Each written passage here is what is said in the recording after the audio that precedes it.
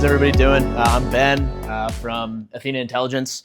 The way I describe this to my engineer friends is it's basically Cursor for the Microsoft suite. So we've rebuilt collaborative spreadsheets, documents, and we go above and beyond and support some other things like Jupyter Notebooks. And essentially there's an AI agent that works across the whole thing and controls it. So I'm actually just going to quickly spin up the platform and show you guys before I jump into this because not localhost, I am not at work right now, because I think this will probably give a little bit better insight into what this actually is.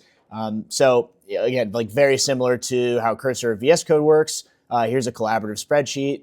Here's one I prepped earlier that actually has some content in it. So this is a cash flow statement that the AI agent just like made itself basically. So it can drop in Excel formulas and it sees your sheet. This is a browse session, which I'm going to show later. But yeah, so I guess I'll just do like a quick little test. You can see like the dimensions framework is something that like we really like. Summarize this PDF. And let's see what it thinks about Riddell's smart helmet technology. So this thing is an agent. It's more of a co-pilot agent than a true agent, but a lot of the platform has very real agents that are not human in the loop whatsoever.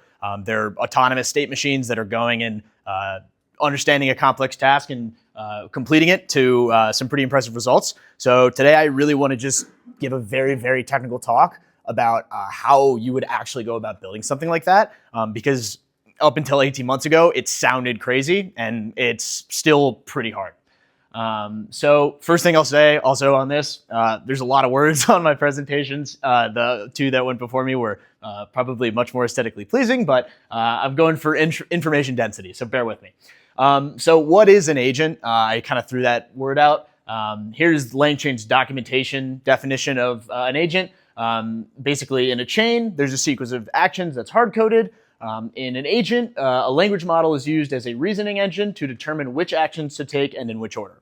So my definition of an agent is it is a state machine which basically drives itself from state to state through the logic of either the rails that you've hard-coded through a framework of your choosing, or the decisions that are made by a single pass of an LLM or multiple passes stacked on top of each other. So in practice, like how do you get this thing to actually be useful? I tried to break it down into kind of three criteria. Robustness, durability is sort of the first one. The second is to be given a completable task, which I'll get to and explain in more depth. And then third is, given the proper data. So you kind of need all three of these things to be useful. If not, it's going to fall flat and probably on the one that you missed. Okay, so let's talk about what robustness actually means. So to be useful, agents are usually going to have to interact with like some sort of data structure. They're either, maybe updating something in your Postgres table for like what users, a number of apples they own or something, or they're accessing some like foreign runtime where they're going to be like doing a function essentially. So there's a basically completely new paradigm that you have to learn when you're writing functions for an agent, not for like other programmers or for your, function that's going to be called inside of your code base. So in traditional programming, functions should be like very strongly typed. If there's errors in the input schema or in somewhere in the process of the function when it's trying to do something, it should be like very loud. It should tell the programmer, hey, this takes a string, this takes a typed dictionary with 3 fields, you gave me 5 fields. This is nonsense, like you need to fix this immediately, this can't go to production. In traditional programming, functions should only do one thing. There should be a very clear doc string that says, hey, this function adds 1 apple to the user's count. You really want to stay close to this. Like, I don't know, I'm sure everybody's like seen a very complicated and confusing code base. Usually when it starts to go wrong, it's because people stopped doing one or both of these things. And it pretty quickly spirals out of control and it's very difficult for humans to understand. The difference here is that for agents, they have to figure out what to do with this function at runtime every time they use it, right? So if you think about how like an agent works, like the classic React loop agent from LangChain, every turn they're basically trying to like, here are all the tools, I'm going to pick one off the shelf, figure out what goes into it, and then get the right answer out. I mean, imagine it like it's basically the same. They're doing the same thing as like every time you open your computer, you have to relearn your entire code base and like then do something. So bear with them. That sounds, difficult, right? They also have too many to choose from. Just basically, no matter what, as soon as you start giving agent tools, they're going to be quickly overwhelmed, especially if they have sort of marginally overlapping purposes. So the biggest win you can get here is like make sure the agent grabs the right tool off the shelf and then abstract literally all of the complexity you possibly can into making sure that function is doing the thing you want it to do into the function itself. So like functions should be very powerful. They should probably do slightly more than one thing, or like they should do one genre of thing, but you don't want to give an agent 20 functions to update like every single field in a user's, let's say like you're updating like a user table and you wanted to like update their email. You don't want the agent to have to pick from the 20 functions of like the different fields that are named sort of similarly. You want to give them one function, which is like update the user field. And then they're going to pass in something that hopefully looks like JSON, but you might have to like bear with it. You might have to, stringify it, and then you might have to catch the error for the stringify, and then you might have to put it through regex, and then you might have to try again, right? So like these are the types of things that you pretty quickly have to just sort of eat in terms of the complexity of getting these agents to use tools properly. So a couple ways you can alleviate this. Few shot engineering. This is obviously just, hey, you're about to call this function. Here are 10 examples of you calling the function properly. Every time I've seen this error out, I've added the function, the way it errored, and so please don't mess it up in the same way twice. That actually works like astonishingly well. Once you get up to 5 or 6 examples, depending on how you wrote the task, if it's like within reason, you get pretty far by just doing some few shot engineering. Second thing, I kind of alluded to this earlier, you want to have forgiving function arguments. So like, if the function takes a list of strings, most frameworks do a pretty good job of making sure it puts in a list of strings, but maybe you do a little isInstance string and then you split it by the commas just like, just in case, right? And then more, the last thing is clear prompting for like how to use the function or tool. So you want to explain to the agent in 2 sentences, hey, this is the tool, these are the arguments it's going to take, do try to abide by this. Pretty much both of these, except for few shot engineering, LangChain will do for you if you're on Python or TypeScript, and they abstract it all from you, and you don't have to think about it. Part of the reason why LangChain gets you from 0 to 1 so quickly when you're working on a new agent project is because they actually handle both of these things very intelligently, and it's the type of thing that most people don't even think about, but if you read their source code, they spend a good amount of time figuring out the right way to show an agent how to use the tool you just gave it. And so I guess like to summarize all this, the most important thing that you are doing when you are giving an agent a function to use is that it needs to be able to mess it up and not break everything. So self-healing is what I'll call that, and it's probably the most important part of how to write a function for an agent. Second thing, completability. So agents work much better when they can progress towards a final task. I remember when I was, let's see, that was the first time I failed my intro to computer science class in college. There was basically the professor had this thing called the for loopy questions. And so it was basically like this ridiculous framework, although it was very helpful. I learned it of like every for loop needs to like advance by 1. That was like one of the rules. So the 4 questions you'd ask, like, does it advance by 1 every time? Does it have like a end, criteria? I forget the other 2, but basically it was like a basic framework of like, you could tell why I failed it the first time, right? It was basically like a pretty simple criteria to explain to undergraduates how like for loops need to work. It's a little more complicated with agents, but like not that much more complicated. So you need a method of them advancing, right? So there's a couple of different ways to do that, but they need to have a ambiguous criteria to like the problem that you're actually giving it at runtime, which it can solve. And like with some deterministic reliability. So there's a couple different ways to do this. The first is just like a variable in the state machine called isDone.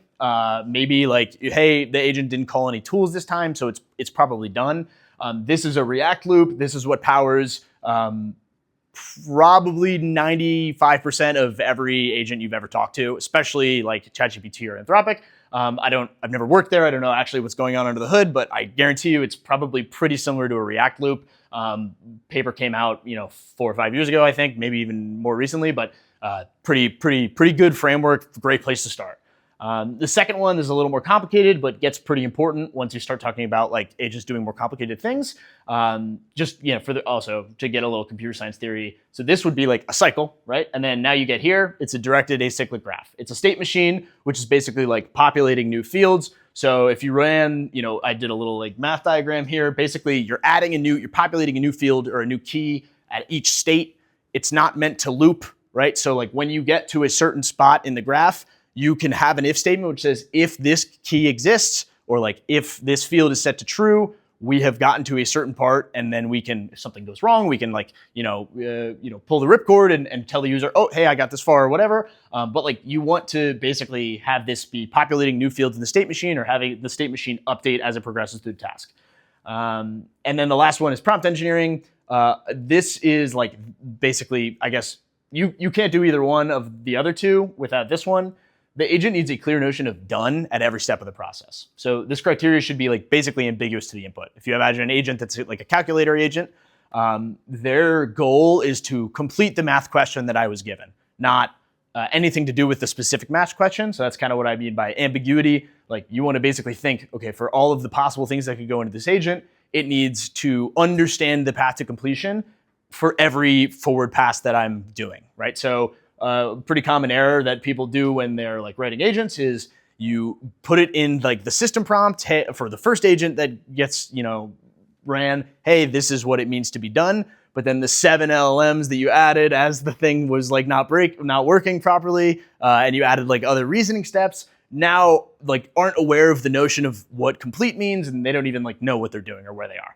So once is not enough. You have to tell it over and over and over again at each point what done means. So, unlike traditional engineering, this is like a completely different world. You should repeat yourself to the degree where it's annoying, right? Like you should tell the agent time and time again exactly what it means to be done, and they'll thank you for it, and they'll be significantly more likely to repeat the right order of tokens to save your butt when it's actually running in a customer's environment. So the last thing is data quality. I think the talk was about multimodal agents technically, so I will touch on multimodality here. So for agents to be useful, they need to understand what we're asking them to do. Plain text is not the only input for agents in the future. Like it's going to change. We already have video, image, audio, but it's always going to be important.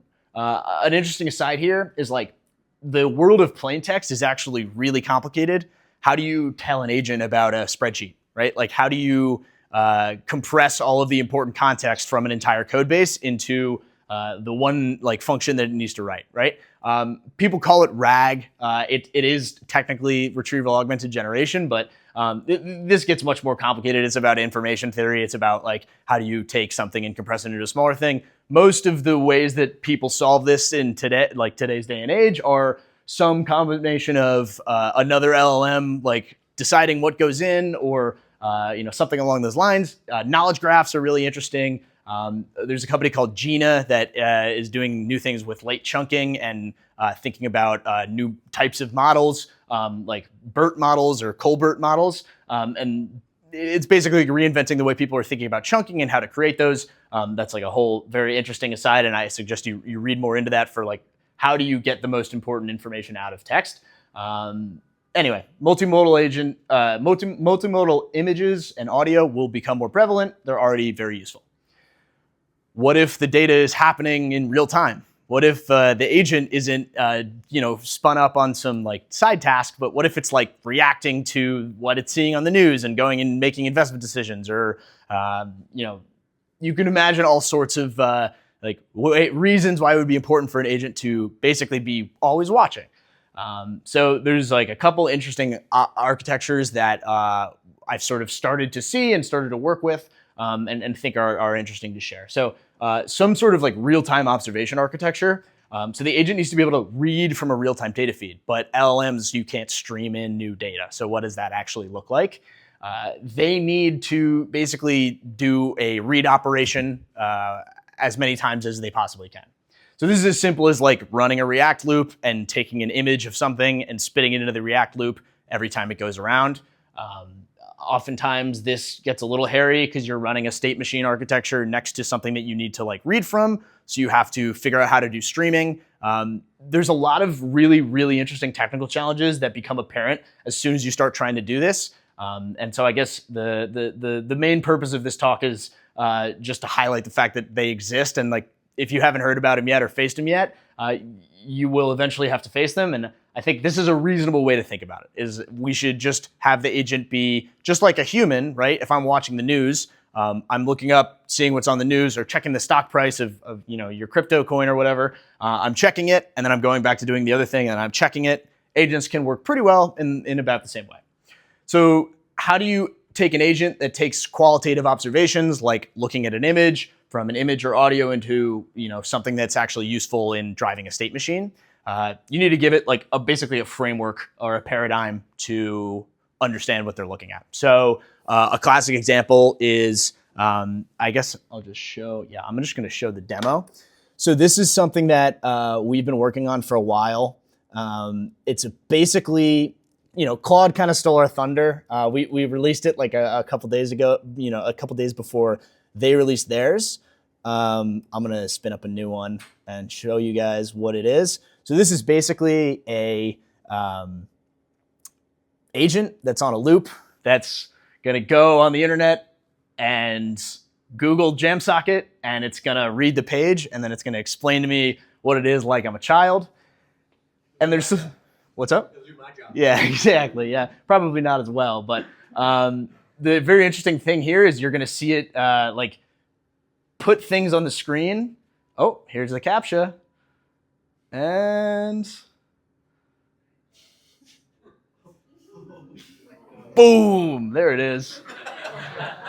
Okay, so you could see it like basically drawing things on the screen, and that's basically our way of taking what's out there in the scary internet and turning it into like a number that the agent can pick and say like, okay, I'm clicking on 21, and then the browser automation that we do under the hood takes care of the rest. So I'll stop here. I'll let this thing run. If you guys have any questions, hopefully I didn't go over time. But yeah, thanks for this opportunity. Really cool to talk about the work I do. Any questions? Yeah, hopefully this question makes sense. In a situation where you have an agent and you type into chat, you have follow-ups. Do you find that there's a difference? First of all, when you follow up, does the agent? Do you need to know what happened in the first call? Do you need to somehow give a history of what it did already?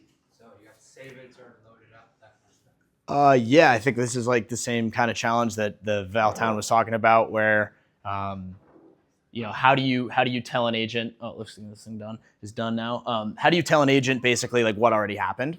So it's not the most straightforward thing in the world. It only really gets super tricky when it's too long to fit in the model's context. Like the fact that the model's context is long enough really bails you out of most situations. You can just throw the whole thing in there. Once you start getting into like, okay, how do you get the right information out of this? LangChain out of the box supports something called contextual compression, which is basically running another LLM over the text input and grabbing sort of the important parts. So, my general recommendation, if you were going to do that in production at scale, is to have some sort of assistant LLM that's, very well prompted to understand exactly what the user sort of like what you need to take from the above conversation and, do it in the new one. But the answer is yeah, it definitely changes things. Yeah. Have you found that some LLMs are more performant than others for function calling?